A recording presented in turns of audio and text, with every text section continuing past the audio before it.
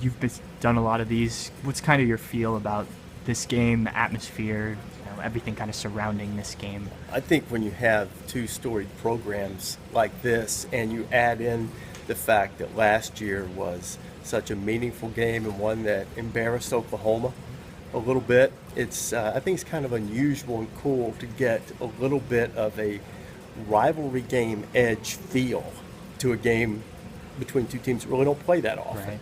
So I think that makes it fun. You have two of the most prolific quarterbacks who actually have stuck around for a long time. They both seem like they've been playing since the 1990s, right. And so I think there are a lot of really cool things about this game above it being just a matchup of top 5 teams.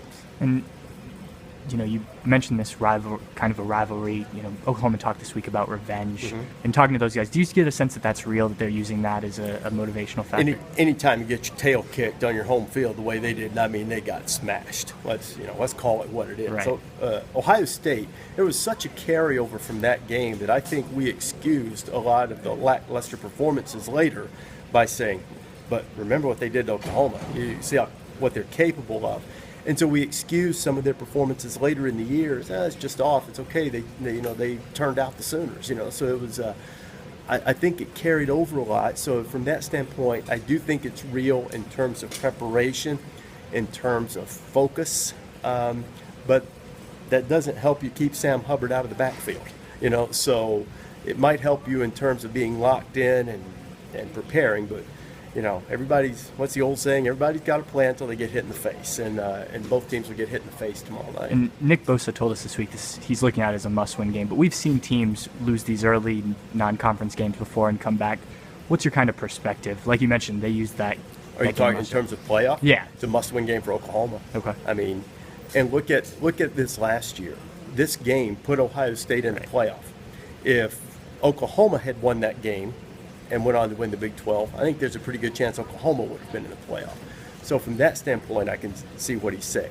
Should Oklahoma win the game, I think Ohio State still has an opportunity because of the caliber of teams they have left on their schedule, and they can still win their conference. And there's no question really about the overall strength of the Big 10. Fairly or unfairly, there's some question about the overall strength of the Big 12. So if Oklahoma loses this game, then maybe you look at some other results. How does TCU do against Arkansas? Oklahoma State's got Pitt coming up, next week, I think. Yeah. How do they do against that? So how does the relative strength of the conference play out? Ohio State's not going to have that problem. If they lose by a field goal Saturday night, they're still in the playoff picture for sure.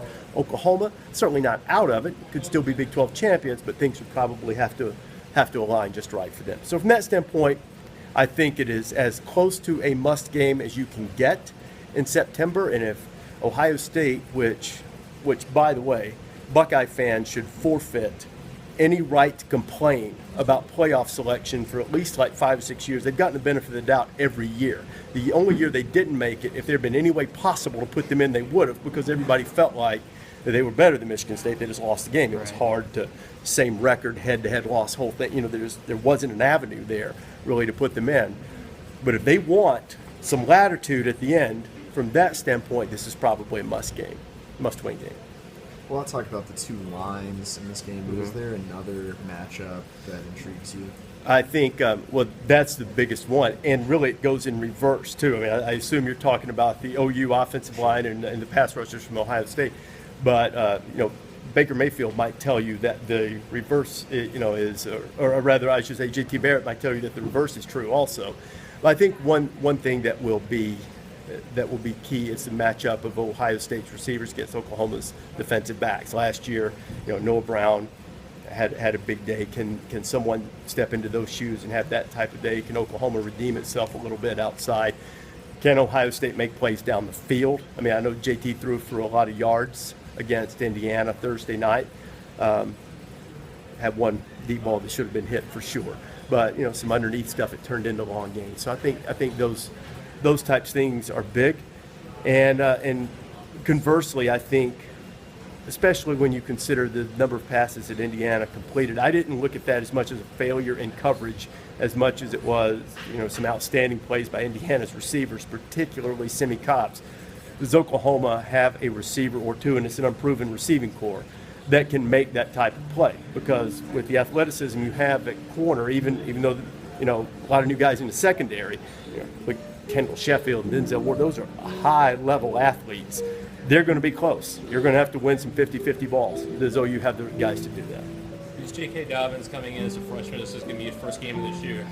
How big of an X factor do you think he is after you got a chance to see him in person a week ago in Bloomington? He's gargantuan. I'd seen the stuff when he was being recruited, and I'd heard about him.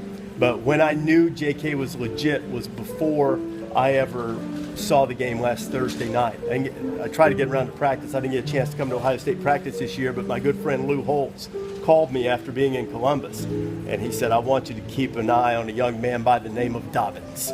And I was like, okay, then everything coaches, everything they've said is legit about this young man by the name of Dobbins. And when I saw him last Thursday night, he's a guy who can make a huge play. He's got some wiggle. He's explosive. There's no question he can be a huge X factor in this game. It's the second week in a row you guys are at a top 5 showdown. Compared to a few years ago when college football didn't necessarily have this many kind of heavy hitter games to start a season, how meaningful do you think this is for the sport to start the way it has with these monster games to open up the year? Gets a huge amount of attention. Puts a lot of attention on the early part of the game. We have the best regular season in all of sports. Is it perfect? Does every team that has had a great season get in the playoff? No. But it really puts an emphasis and a premium on games that are played in the regular season. And having these types of matchups can also resonate with the selection committee in December. And that's unique in all of sports. And I think it's good for fan interest. I think the players enjoy it. I mean, I know coaches will say, some of them anyway, will say they'd rather get wins and build their teams for conference play. But players want to play the best, man. And when Ohio State gets to play Oklahoma or Alabama and Florida State play, that's the way it should be, and I think that's what the players enjoy. Do you think Ohio State got a little bit of a benefit from being pushed last week against Indiana? Benefit in understanding, being pushed up against the wall, being tested a little bit, understanding what. Yeah, I guess. I mean, there's always value in that, knowing that you can handle a little bit of adversity, and they had some in the first half anyway. It's sort of standard operating procedure for them when they go to Bloomington, it seems, over the last few years. That there's, it's going to be a little bit of a tester. So from that standpoint, they probably expected it. But, they've actually survived some adversity, and OU has not. So, perhaps there could be some benefit in that on Saturday night. I don't know how much you got to be around Lincoln Riley, but what stands out to you about him? I really only I had a nice long conversation with him in the summer when he came to Bristol, and he was part of our Coach Speak show. And I think he's really impressive. He seems much older than 34, and I don't mean that in a derogatory way, maybe much more mature as a coach as opposed to what you might consider for a 34-year-old. I know in talking to Baker about him at times during the summer, he said totally in control, really bright guy. I think he's been very impressive up to this point.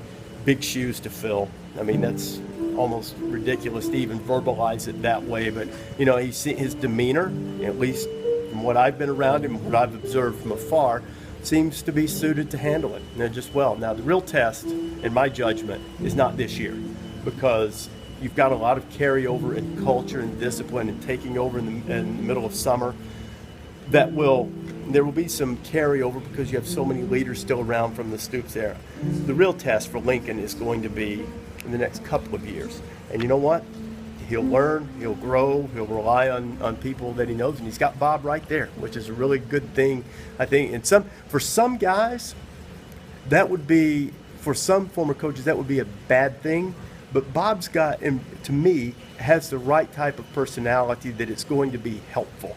It's not going to be, I didn't do it that way, or hey, look at me, I'm the big legend. It's not really his demeanor, not his way. So I think actually, as long as Bob is around, he can be extraordinarily beneficial to Lincoln as he makes that transition and puts more and more of his imprint on the program, not just this team, but on the program in the coming years.